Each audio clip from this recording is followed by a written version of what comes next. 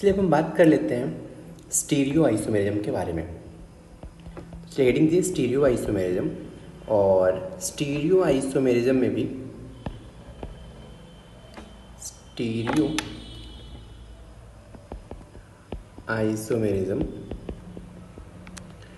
Isomerism मतलब आपको समझ में आ रहा होगा कि स्पेस में, या इसको अपन स्पेशियल आइसोमेरिज्म भी बोलते हैं।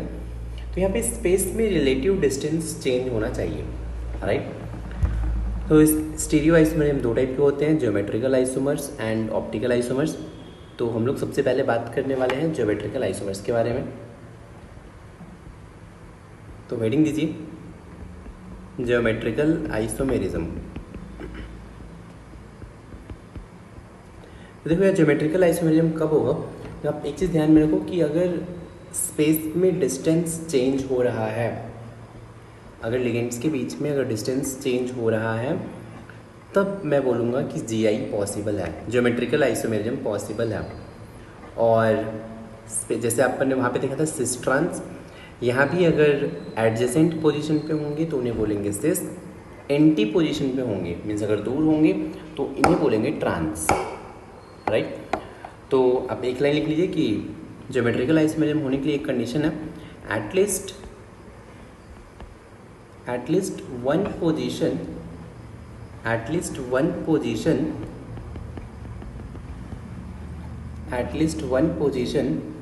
has its adjacent and anti position,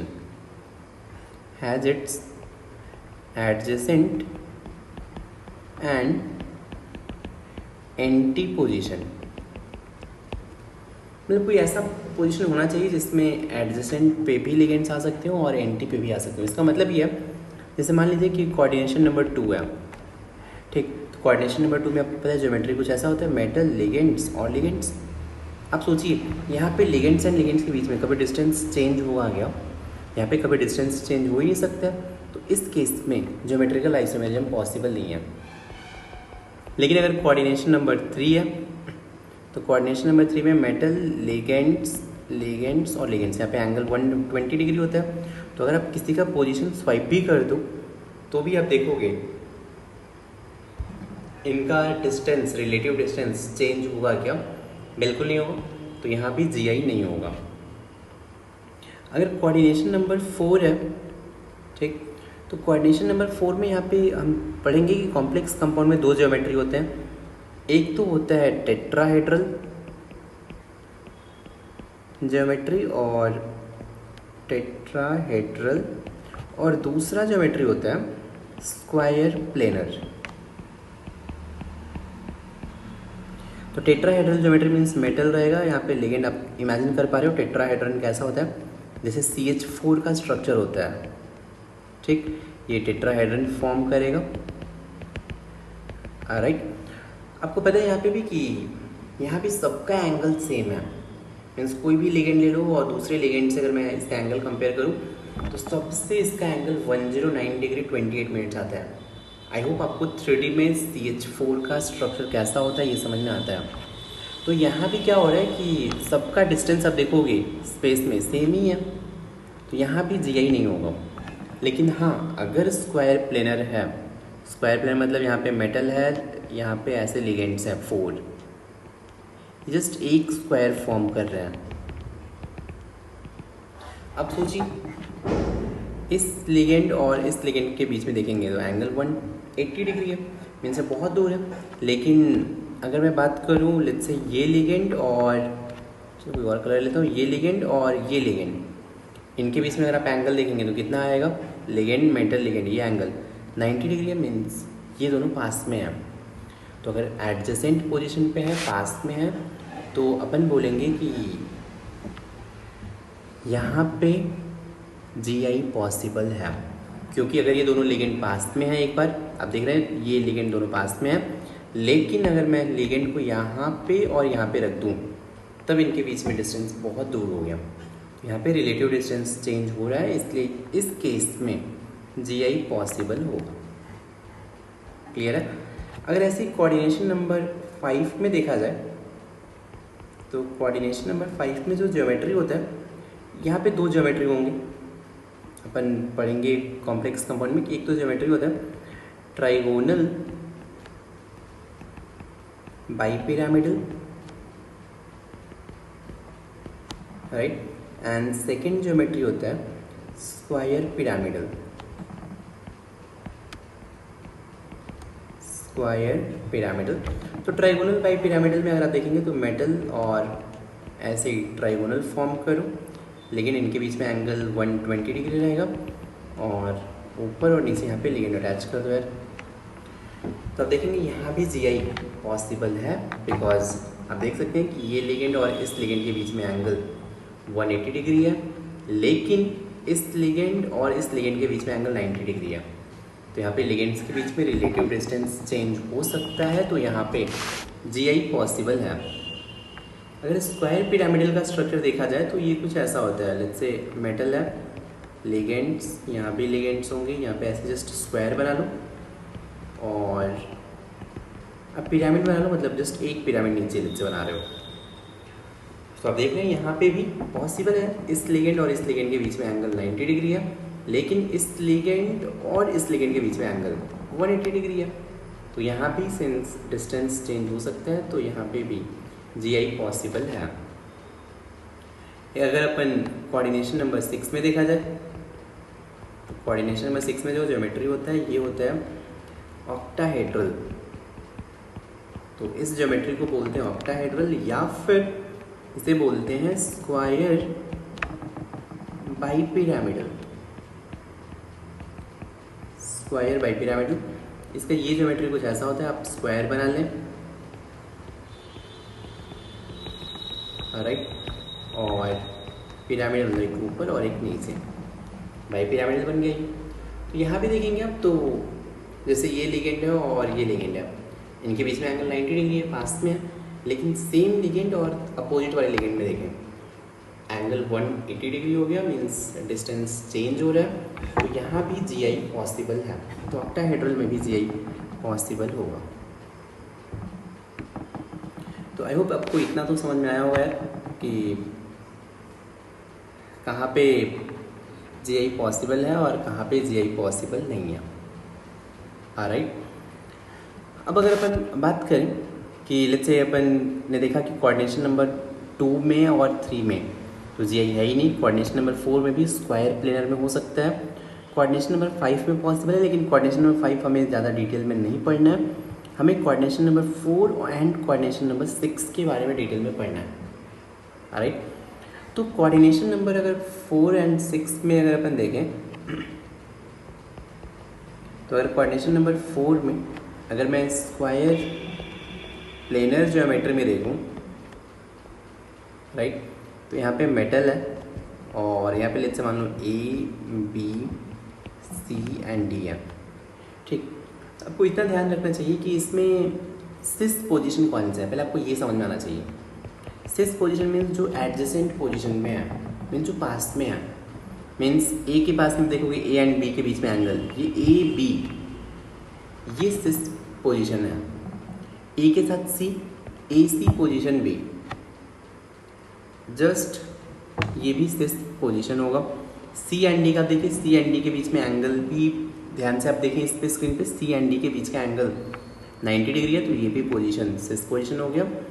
B and D का एंगल ये भी फिर से 90 डिग्री है, तो यहाँ भी ये भी बोलेंगे सिस पोजीशन। ट्रांस पोजीशन मीन्स जो एंटी पोजीशन पे है, मीन्स जो दूर है। ट्रांस पोजीशन मीन्स ए का ट्रांस क्या हो जाएगा, D, means A D transposition होगा, और बी एंड सी इसे बोलेंगे अपन ट्रांस पोजीशन। तो सबसे पहला चीज़ आपको स्क्वायर प्लेनर में सिस पोजीशन कौन सा है, ट्रांस पोजीशन कौन सा है, ये समझ में आना चाहिए। आई होप इतना क्लियर होगा। अगर अपन कोऑर्डिनेशन नंबर 6 में बात करें, कोऑर्डिनेशन नंबर 6 में ऑक्टाहेड्रल में अगर अपन देखें तो एम और ए बी सी डी है, और अगर अपन देखें तो एक ऊपर ई रहेगा और नीचे यहाँ पे एफ रहेगा, राइट। इसमें अगर देखा जाए कि सिस पोजीशन कौन सा है, तो आपको ये दिमाग लगाना है कि जैसे मान लो जिस पोजीशन देखना है, तो जस्ट 90 डिग्री पे कौन कौन से बॉन्ड है। मतलब अगर अपन ई के साथ देखें तो आपको पता है ई के साथ ए 90 डिग्री पे होगा, ई के साथ सी 90 डिग्री पे होगा, ई के साथ डी भी 90 डिग्री पे होगा, ई के साथ बी भी 90 डिग्री पे होगा। ये तो ई के साथ हो गया। सिमिलरली एफ के साथ भी A B C D 90 degree पे ही होंगे। तो एफ के साथ ए, एफ के साथ बी, एफ के साथ सी, एफ के साथ डी, ये सारे 90 डिग्री पे हो गए। और कोई सोचिए, मैंने ई एंड एफ के साथ सब सारे लिख लिया। अब ए के साथ सोचिए, ए ई तो मैंने लिख लिया, ए सी एंड ए बी। ए के साथ सी, अब जरा स्क्रीन पे देखते जाएं, ए और सी के बीच में एंगल, ए एम और सी के बीच में एंगल 90 डिग्री का बन रहा है। तो अगर 90 डिग्री का एंगल बन रहा है, इट मीन्स ये पास में है। पास में है मीन्स ये सिस पोजीशन है। ए के साथ सी और ए के साथ बी भी 90 डिग्री पे है। अगर अपन आगे देखें तो सी के साथ ये हो गया, सी के साथ डी, ये भी 90 डिग्री पे है, और डी के साथ बी, ये भी 90 डिग्री पे है। राइट, तो ये सारे पोजीशन मीन्स जो 90 डिग्री पे हैं, ये सारे सिस पोजीशन है। लेकिन अगर अपन इसी में ट्रांस पोजीशन देखें तो ट्रांस पोजीशन देखना बहुत ही सिंपल है। जस्ट आपको अपोजिट वाले लिखने हैं। मीन्स क्या करना है, ए के साथ डी, बी के साथ सी एंड ई के साथ एफ, ये सारे ट्रांसपोजिशन हो गया। आई होप क्लियर है इतना। सिस ट्रांस कौन से पोजीशन है ये आपको पहले समझ में आना चाहिए। चलिए अगर मैं ब्रिजिंग लिगेंड्स की बात करूँ, जैसे मान लीजिए ब्रिजिंग लिगेंड्स में एम, ए, बी, जैसे सी, डी और फिर एम है कोई, ई, एफ।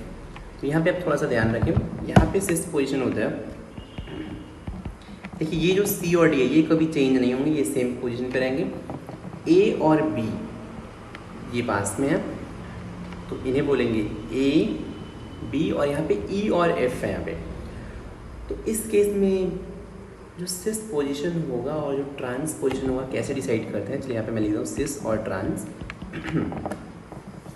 अगर आपको शायद ये स्ट्रक्चर 3D में समझ में आ रहा होगा कैसा होगा, चलिए मैं आपको इसको पहले 3D में स्ट्रक्चर ड्रॉ करता हूँ। मान लीजिए एम है और यहाँ पे ऐसा, नीचे एम, एफ। आप एक ऐसा स्क्वायर बना लें प्लेन में, तो यहाँ का जो बॉन्ड होगा, एक बॉन्ड ऊपर जाएगा और एक बॉन्ड नीचे जाएगा। यहाँ का भी जो बॉन्ड है, एक बॉन्ड ऊपर और एक बॉन्ड नीचे जाएगा। आई होप 3D में आपको इसका स्ट्रक्चर समझ में आ रहा होगा, 3D में कैसा बनने वाला है।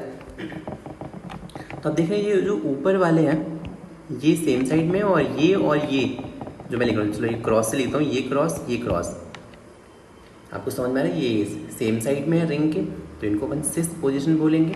मीन्स यहाँ पे सिस पोजीशन हो जाएगा, ए के साथ ई एंड बी के साथ एफ, ये सिस पोजीशन हो गया। ट्रांस पोजीशन क्या हो जाएगा, बी के साथ ई एंड ए के साथ एफ, ये हो गया ट्रांस पोजीशन। ये एग्जैक्टली अपोजिट है। मतलब बस ये थोड़ा सा ध्यान रख लें। अदरवाइज अपने को मैक्सिमम अपने को coordination number 4 and coordination number 6 में स्क्वायर प्लेनर और ऑक्टाहेड्रल ही स्टडी करना है। एक जस्ट एक ये वाला पॉइंट आप ध्यान में रखें। आई होप इतना क्लियर है। चलिए मैं आपको एक चीज़ और बता दूं कि लेट्स से यहाँ पे मैं जो भी फर्दर डिस्कशन करने वाला हूँ आइसोमेरिज्म में, जितने भी मोनोडेंटेड लिगेंड हैं, मोनोडेंटेड लिगेंड्स हैं, इनको अपन रिप्रेजेंट करते हैं small A B C D E. अगर मैं कहीं भी रिप्रेजेंट करूँ small A B C D, इसका मतलब आप समझना कि मोनोडेंटेड लिगेंड है। जैसे मतलब एग्जांपल में आप समझ लो कि Cn- है, अमोनिया है, वाटर है, Cl- है, तो ये सारे मोनोडेंटेड लिगेंड है। तो मैं इनको small A B C D E F से रिप्रेजेंट करूँगा। अगर बाईडेंटेड लिगेंड होंगे तो बाईडेंटेड लिगेंड में दो केस हो सकते हैं, आइदर वो सिमेट्रिकल होंगे या फिर अनसिमेट्रिकल होंगे। तो अगर कहीं सिमेट्रिकल बाईडेंटेड लिगेंड है, सिमेट्रिकल बाईडेंटेड लिगेंड है, राइट। तो सिमेट्रिकल बाइडेंटेड लिगेंड को अपन रिप्रेजेंट करेंगे ए से मैं लिख दूंगा, या फिर पी बी से लिख दूंगा, या फिर सी से कैपिटल में, या कैपिटल डी से लिख दूंगा। कैपिटल ए मतलब ये ए लिखा है मतलब ये सिमेट्रिकल है। जैसे मान लीजिए कि इसका एग्जांपल जैसे EN है, इथिलीन डाइअमाइन है। इथिलीन डाइअमाइन का स्ट्रक्चर कैसा होता है, कार्बन कार्बन NH2 राइट। अब देख रहे हैं कि इसको मैं बीच से कट कर सकता हूँ, इसमें सिमेट्री प्रेजेंट है। तो ऐसे लिगेंड्स को मैं बोल रहा हूँ सिमेट्रिकल बाइडेंटेड लिगेंड। तो इसको अपन कैपिटल ए से रिप्रेजेंट करेंगे।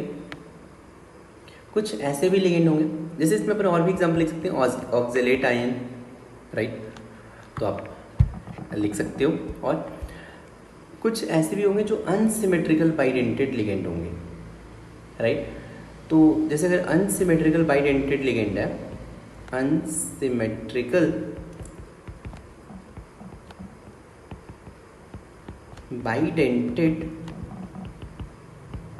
लिगेंड है, तो इसको अपन कैपिटल AB से या कैपिटल BC से या कैपिटल CD से रिप्रेजेंट करेंगे, ठीक ना। जैसे कैपिटल AB मतलब आपको समझ में आ रहा है A एंड B है और इनके बीच में AB के बीच बॉन्ड है, लेकिन फिर से यहाँ पे सिमेट्री प्रेजेंट नहीं है। जैसे इसका एग्जांपल हो सकता है, आप लिख सकते हो एग्जांपल जैसे GLY ग्लाइसिनेट आयन है। ग्लाइसिनेट आयन का स्ट्रक्चर कैसा होता है, ये होता है NH2 CH2 C double bond O minus होता है। ये यहाँ से डोनेट करता है, ये यहाँ से डोनेट करता है। तो ये बाइडेंटेड तो है, लेकिन आप देख सकते हैं यहाँ पे सिमेट्री नहीं है। तो अपन इसको कैपिटल AB से या कैपिटल BC से कैपिटल CD से रिप्रेजेंट करेंगे। तो आई होप आपको पहले ये समझ में आया होगा कि मैं जैसे भी लिगेंड्स को रिप्रेजेंट करने वाला हूँ, स्मॉल ABCD मतलब मोनोडेंटेड लिगेंड है, कैपिटल AA कैपिटल BB मतलब बाइडेंटेड सिमेट्रिकल है, और कैपिटल AB मतलब बाइडेंटेड अनसिमेट्रिकल है, राइट। अब चलिए पर अगर आपको ये समझ में आ गया जो अपना रिप्रेजेंटेशन, सबसे पहले स्टार्ट करते हैं geometrical isomerism in coordination number 4 में, राइट।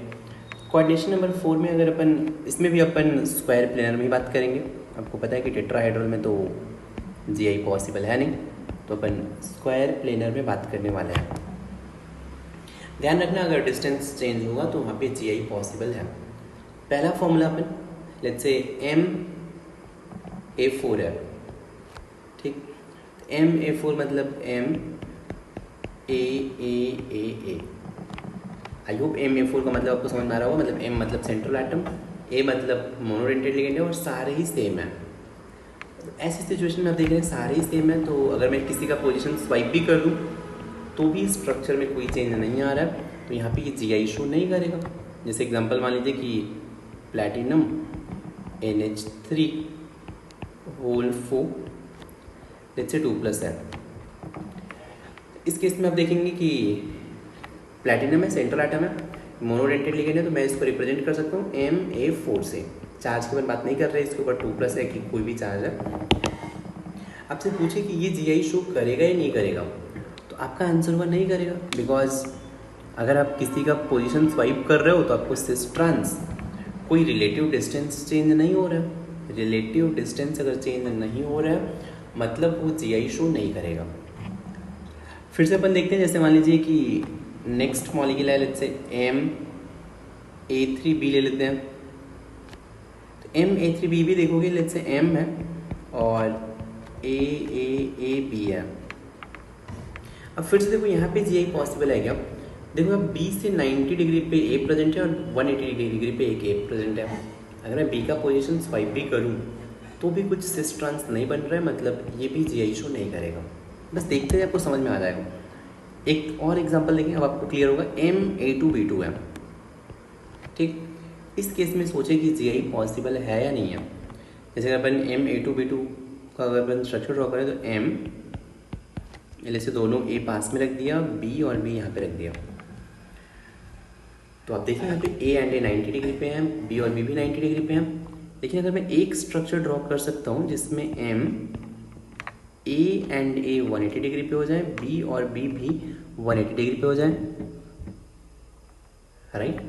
अब देख रहे हैं ए एंड ए का पोजीशन स्पेस में चेंज हो रहा है। पहले वाले केस में ये दोनों 90 डिग्री पे थे, तो मतलब ये सिस हो गया, ये क्या हो गया, ट्रांस हो गया, मतलब ये जीआई शो करेगा। आई होप क्लियर है इतना। जैसे कि इसका एग्जांपल अपन लिख सकते हैं, जैसे मान लो आपसे कोई क्वेश्चन पूछे कि PT NH3 ये जीआई शो करेगा या नहीं करेगा, तो आपको दिख रहा है ये MA2B2 टाइप है, तो ये जीआई शो करेगा। तो जीआई अपन कैसे लिख सकते हैं, तो यहाँ पे मैं लिखूँगा प्लैटिनम, क्लोरीन, क्लोरीन, फिर यहाँ पे अमोनिया, यहाँ भी अमोनिया रहेगा, तो ये सिस हो गया। इसका ट्रांस भी अपन ड्रॉ कर सकते हैं, प्लैटिनम, अमोनिया, यहाँ पे अमोनिया, क्लोरीन, क्लोरीन, राइट। तो ये है सिस और ये वाला स्ट्रक्चर है ट्रांस। बेसिकली सिस वाले का कॉमन नेम है, ये इंपॉर्टेंट है, इसको बोलते हैं सिस प्लैटिन, ठीक। ये इंपॉर्टेंट क्यों है, बिकॉज ये इसको अपन कैंसर थेरेपी में यूज़ करते हैं। तो या तो लिख लें कि cisplatin is used in cancer therapy,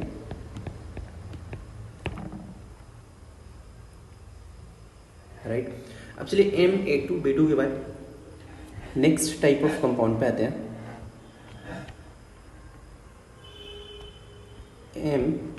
MA2BC।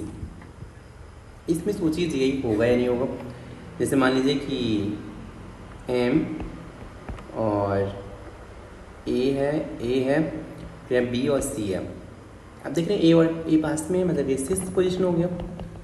Trans भी पॉसिबल है, कैसे, आप A एंड A को अपोजिट साइड में रख दो, B और C यहाँ पे रख दो आप, राइट। अब देख रहे हैं A एंड A 180 डिग्री पे, मीन्स ये ट्रांस पोजीशन हो गया।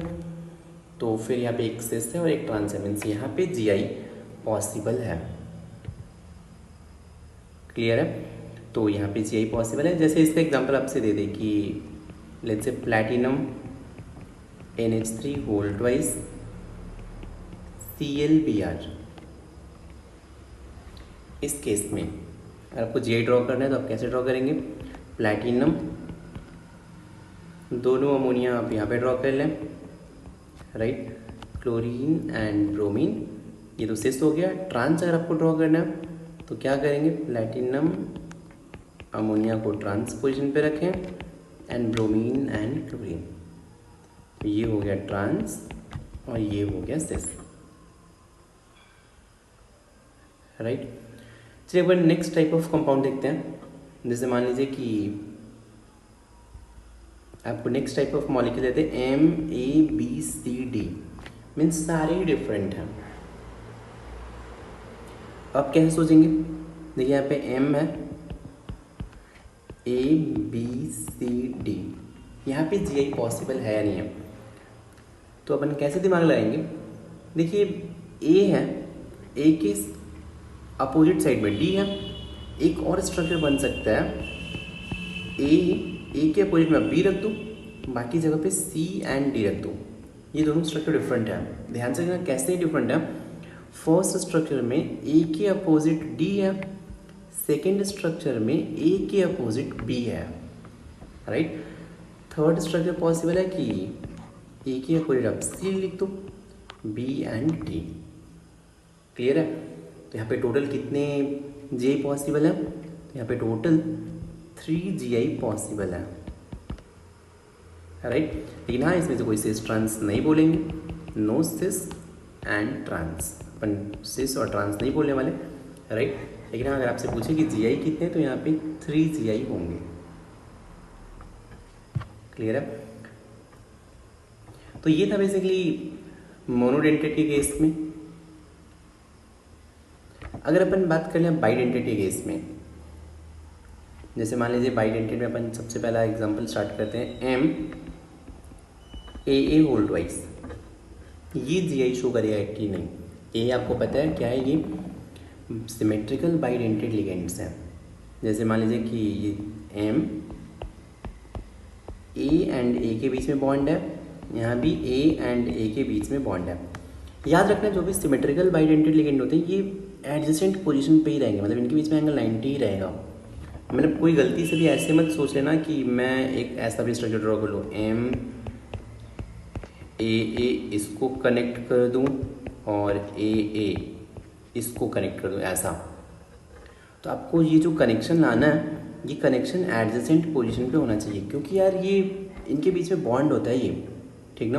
अगर आप 180 डिग्री पे रखोगे तो ये लिंकेज ब्रेक हो जाएगा। मीन्स जो इनके बीच में लिंकेज है, लिंकेज गेट्स ब्रोकन, आप ऐसे चाहो तो लिख सकते हो। इसीलिए ये स्ट्रक्चर कभी भी पॉसिबल नहीं है, आपको ऐसे ड्रॉ नहीं करना है। तो एम ए होल ट्वाइस में आपको समझ में आ रहा है, इस केस में कोई और आइसोमर्स एग्जिस्ट नहीं कर सकते हैं, तो ये जीआई शो नहीं करेगा।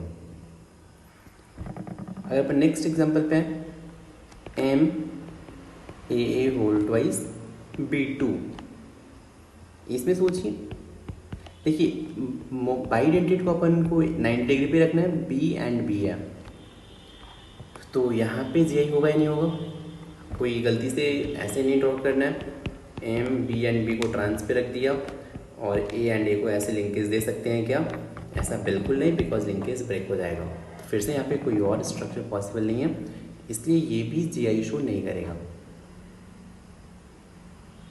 राइट। चलिए अपन नेक्स्ट एग्जांपल ले सकते हैं, एम ए बी सी। इसमें सोचिए एम ए बी सी, इसमें पॉसिबल है क्या। देखो बी एन सी सिस पे है, बी एन सी ट्रांस पे आ सकते हैं, बिल्कुल है। फिर से ए एंड ए को अपन 180 डिग्री पे नहीं रख सकते हैं, इसीलिए यहाँ भी जी आई पॉसिबल नहीं है, राइट।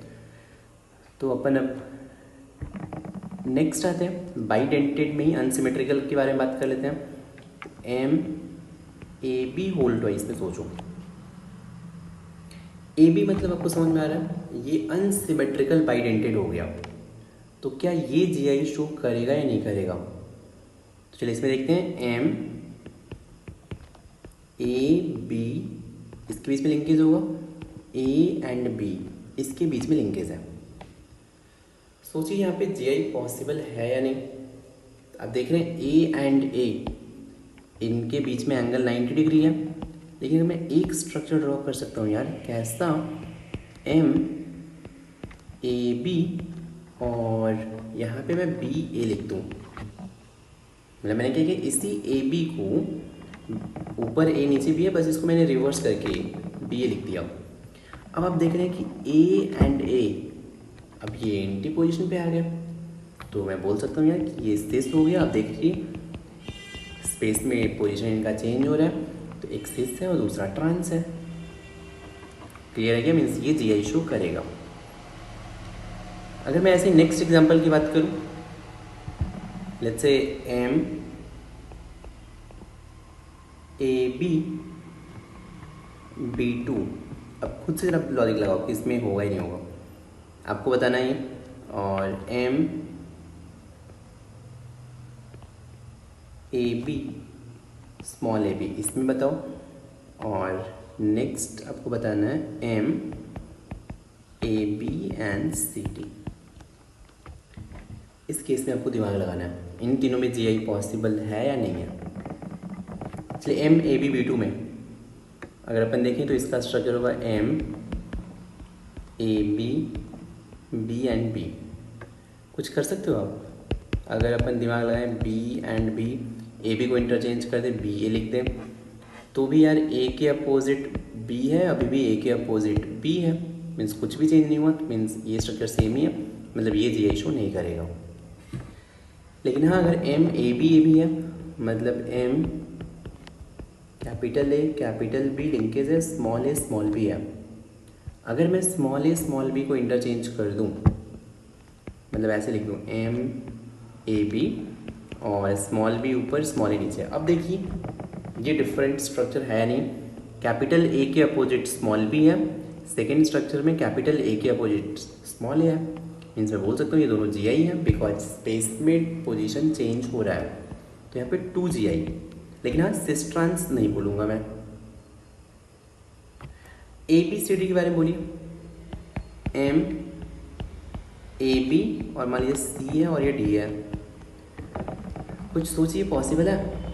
अभी A के सामने अपोजिट में D है, नेक्स्ट क्या पॉसिबिलिटी हो सकता है? AB, अब DC कर दो यार, A के अपोजिट C हो गया।